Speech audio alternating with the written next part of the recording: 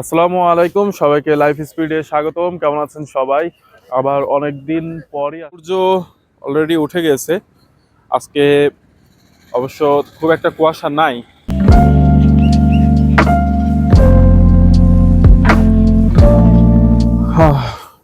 সকালে আসলে সব থেকে বড় চ্যালেঞ্জ সেটা হচ্ছে যে আপনার ঘুম থেকে উঠে যে সকালে আপনি হাঁটতে আসবেন বা জগিং করতে আসবেন, দেখা যাচ্ছে এটা প্ল্যানিংটা প্রতিদিন করা হয় কিন্তু আসলে আসা হয় না।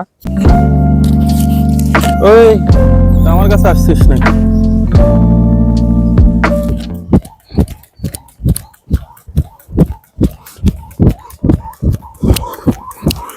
দেখি কতক্ষণ খেলতে পারে।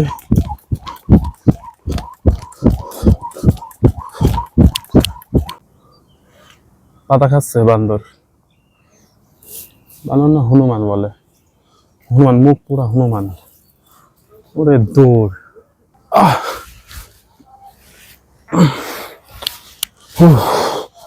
এক্সারসাইজ জিনিসটা আসলে প্র্যাকটিস না থাকলে হয় না।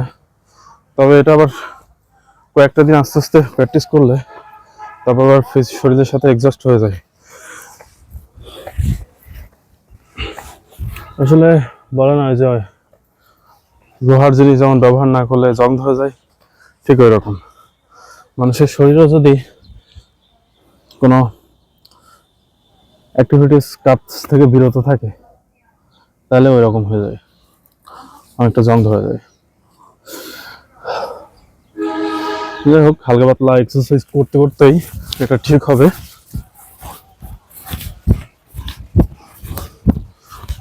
আর বর্তমান সময়ে আসলে আমাদের সমাজ অবস্থাটা আসলে খুব খারাপ হয়ে গেছে, যে মাদক, তারপরে আপনার বদ অভ্যাসগুলো বর্তমানে সব জায়গায় একটু বেশি ছড়াই গেছে।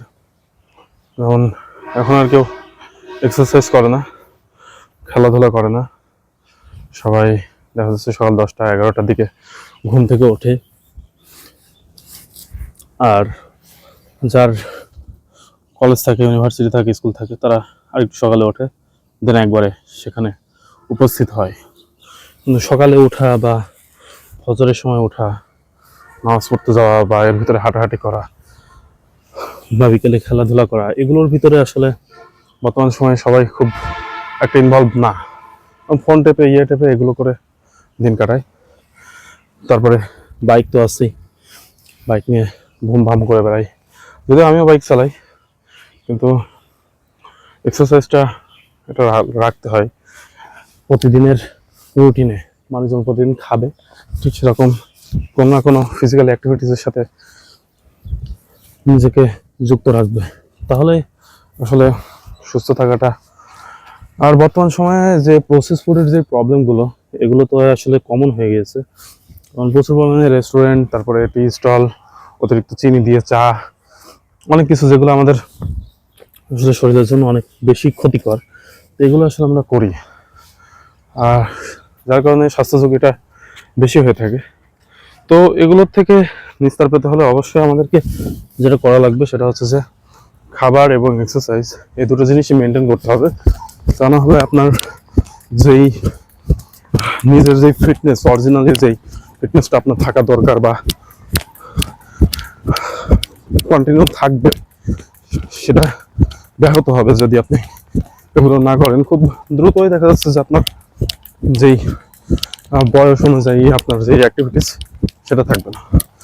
সেটা ঠিক রাখতে হলে অবশ্যই এক্সারসাইজ অথবা সুষম খাবার বা প্রসেস ফুড থেকে বিরত থাকতে হবে, সুষম খাবার গ্রহণ করতে হবে। এই জিনিসগুলো অবশ্যই মেনটেন করা লাগবে, তা না হলে আপনাদেরকে আসলে কোনোভাবেই মানে ফিজিক্যালি ভাবে পুরোপুরি সুস্থতা আসবে না। আর এখনকার ডাক্তাররা অনেক ধরনের অ্যাডভাইস দেয়, যেগুলো আমরা খুব সহজেই পেয়ে যাচ্ছি। তো এই সুবিধাগুলো কিন্তু আগে ছিল না। ডক্টরদের এই অ্যাডভাইস, তারপর আপনার স্বাস্থ্য সচেতনতা, এগুলো এখন অনেকেই বলে, তো সেগুলো থেকে আমরা অনেক কিছু জানতে পারি ফ্রি ফ্রি। তো এটা কিন্তু অনেক ভালো।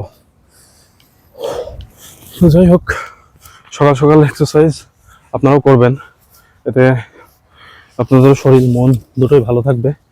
আর আমার লাইফ স্পিড চ্যানেলটা সাবস্ক্রাইব করবেন, সবাই সাথে থাকবেন। সবাইকে ধন্যবাদ। আসসালামু আলাইকুম।